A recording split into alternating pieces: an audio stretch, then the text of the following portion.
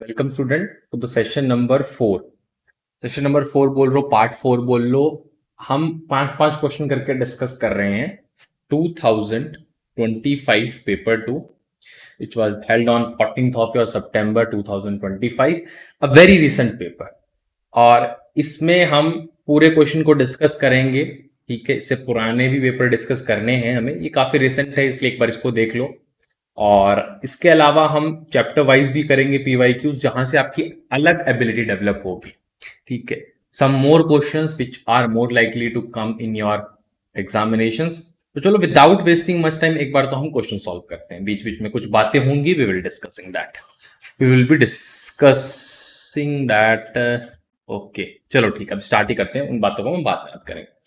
The value of determinant, अब आपके पास देखो एक यहां पर डिटर्मिनेंट दिया है A B C L M N P Q R. पहली बात तो ये क्वेश्चन बड़ा इजी कैटेगरी का है, हार्डली 10 सेकंड लगते हैं। यहां आपको मैट्रिक्स या डिटर्मिनेंट में एक प्रॉपर्टी होती है, अगर आप पहले इन दो को इंटरचेंज करते हो तो होगा क्या आपका, इन दो रो को तो एक काम करो आप, जैसे इस क्वेश्चन के अकॉर्डिंग चले या फिर मैं आपको सिंपली भी समझाऊं तो होगा क्या, एल एम एन यहाँ आ जाएगा, ए बी सी यहाँ आ जाएगा, पी क्यू आर यहाँ आ जाएगा। अब सिंस आपने एक रो को इंटरचेंज करना है तो आपको एक नेगेटिव साइन भी लगाना पड़ेगा। बट अगर आप एक बार और फिर से कुछ करते हो, जैसे मान लो यही ऑपरेशन वापस लगा लेते हो या फिर इसके अलावा ये ऑपरेशन लगाते हो, तो एक नेगेटिव साइन और आ जाएगा, वो पॉजिटिव बन जाएगा।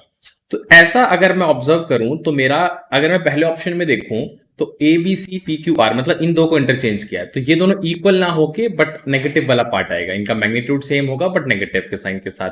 इसमें भी अगर ऑब्जर्व करूं तो इन दो को इंटरचेंज किया है, अगेन नॉट ट्रू। यहां पर कुछ ज्यादा इंटरचेंज दिख रहा है। यहां पर अगर आप देखो पहले क्या हुआ है, अगर इसको मैं ध्यान से देखूं तो पहले तो ए बी सी को एज ए रखा होगा, इन दो को इंटरचेंज किया होगा, मतलब पहले आपका पी क्यू आर आ रहा होगा, फिर एल एम एन आ रहा होगा, फिर इसको भी इंटरचेंज कर दिया, इसी वजह से पी क्यू आर टॉप पे आ गया, एबीसी मिडल में आ गया और एल एम एन यहां आ गया।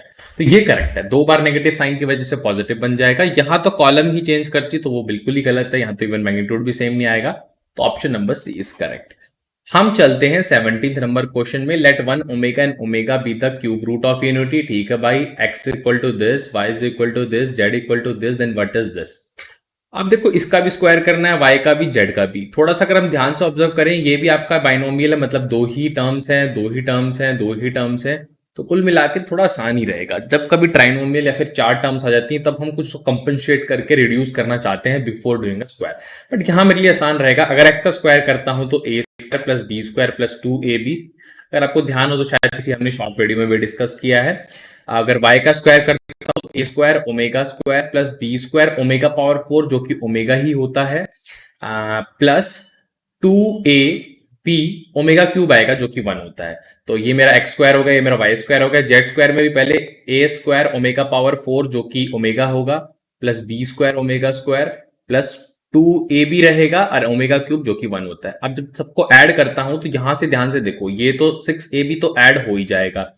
उसके अलावा अगर आप इसमें देखो ए स्क्वायर और ए स्क्वायर कॉमन निकालोगे तो अंदर बचेगा 1 प्लस ओमेगा स्क्वायर, क्योंकि यहां देखो ओमेगा या ओमेगा स्क्वायर है, यहाँ 1 है जो कि 0 होता है, और यहां पर बी के साथ भी सेम कहानी हो रही, प्लस 0 होता है। तो ये आंसर आ जाएगा मेरा 6ab।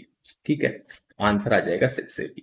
चलो क्वेश्चन नंबर 18 पे चलते हैं। How many 4 digit numbers that are divisible by 4 can be formed using the digits 1 2 3 4। Digits यही यूज करनी है, repetition of digit is not allowed. तो 4 डिजिट नंबर बनाना है डिविजिबल बाय 4, यानी कि last 2 digit should be such that they are divisible by 4।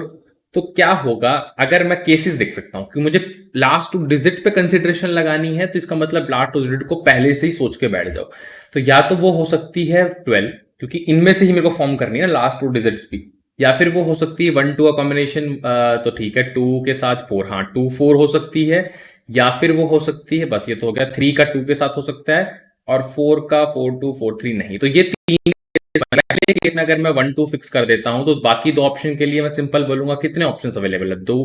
पहले मतलब ये दो फिक्स कर दिए, अब 2 ही नंबर बचे, फिर एक नंबर बचा है। फिर जब मैं 2 4 में भी यही कहानी लगाऊंगा तो 2 नंबर तो फिक्स कर दिए हैं, 2 ही नंबर बचे हैं, फिर एक बचेगा।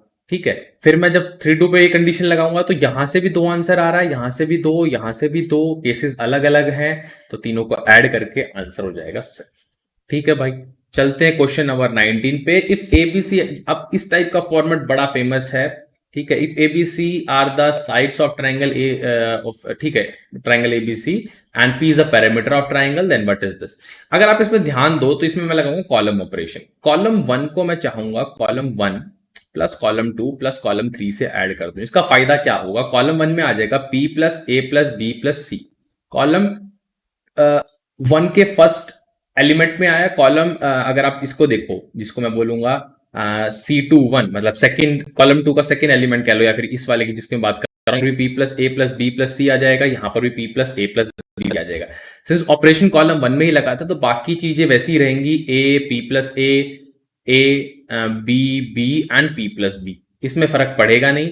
अब अगर आप थोड़ा ध्यान से देखो तो आप कॉलम 1 के सारे एलिमेंट को कॉमन निकाल सकते हो, that is p plus A plus B plus C. वैसे a plus B plus C भी आपका p ही है, तो p प्लस p 2p, बाहर आपका 2p आ गया है। अंदर जो आपका बचेगा 1 1 1 जस्ट अ मिनट, थोड़ा सा साफ लेते हैं, 1 1 1, और जो बाकी एलिमेंट्स हैं जस्ट वो हैं A B P plus A B. यहाँ आएगा A B P plus A B और A P plus B, A P plus B, बस और कुछ नहीं करना आपको। अब आप ऑपरेशन लगा लो, जैसे कि आज बार आप रो ऑपरेशन लगा लेते हैं, R1 को R1 माइनस R2 कर लो, R2 को R2 माइनस R3 कर लो, अपनी मर्जी से कर सकते हो, कोई उसमें बड़ी बात नहीं है। 2p, बस ऑपरेशन सही तरीके से जो बाय रूल्स लगने चाहिए। तो रो 3 को हम चेंज नहीं कर रहे, write it as it is, p plus B है ओवर हियर। रो 1 को चेंज किया R1, तो यहाँ 0 आ जाएगा, यहाँ आ जाएगा आपका माइनस p, यहाँ 0, और इसको भी चेंज किया तो 0, एंड ए से कट जाएगा तो p बचेगा, एंड यहां बचेगा माइनस p। अब कुछ नहीं है, बस आपको खोल लो अलॉन्ग विद दिस पर्टिकुलर, तो p स्क्वायर माइनस 0 और एक p 2p पहले बाहर था, तो 2p क्यूब आपका आंसर आ जाएगा। I think this is in the option number 2। ठीक है, इजी क्वेश्चन था, थोड़े बहुत रूल पता होने चाहिए। टफ क्वेश्चन की बिल्कुल भी कैटेगरी में नहीं है, इवन मॉडरेट भी नहीं था। 20 इज वेरी इजी, कुछ को डायरेक्टली फॉर्मूले से याद होता है, लेकिन मैं कुछ चीजें ऑब्जर्व भी करवाने की कोशिश करूंगा आपको। अगर आप ध्यान से देखो 1 प्लस एक्स की पावर 100 है, पावर 100 है तो 101 हमारे पास टर्म्स आएंगी। 101 टर्म का मतलब 50 इधर 50 इधर, और ये हमारा होगा मिडल में, मतलब 91 जो टर्म होगी हमारी। ठीक है, थोड़ा आपको और चीज सोचवाने की कोशिश कर रहा हूँ, और ग्रेटेस्ट टर्म हमेशा मेरी मिडिल टर्म ही होती है। तो 91 टर्म को यानी कि मैं बात करूं कैसे लिखूंगा, TR51 यानी कि NCR, एन तो सो है, सो सी आर, यानी कि एक मिनट, आप इसमें क्या करोगे, देखो ठीक है, ये TR प्लस 1 टर्म है, ठीक है, तो ये 50 प्लस 1 के फॉर्म में लिख सकते हो, तो 50 आएगा यहाँ पर, है ना, और x की पावर r, तो x की पावर 50, तो सीधी सी बात है x की पावर 50 यानी कि 10c50 जो कॉफिशिएंट है वो सबसे हाईएस्ट होगा। मैंने वैल्यू बता दी और किसकी होगी वो भी बता दिया। ठीक है, किसी को कंफ्यूजन हो रही तो अगर मैं जनरल फॉर्मूला लिख देता हूँ, TR plus 1 is equal to NCR, x की power n minus r, y की पावर r, ऐसा करके लिखते हैं हम।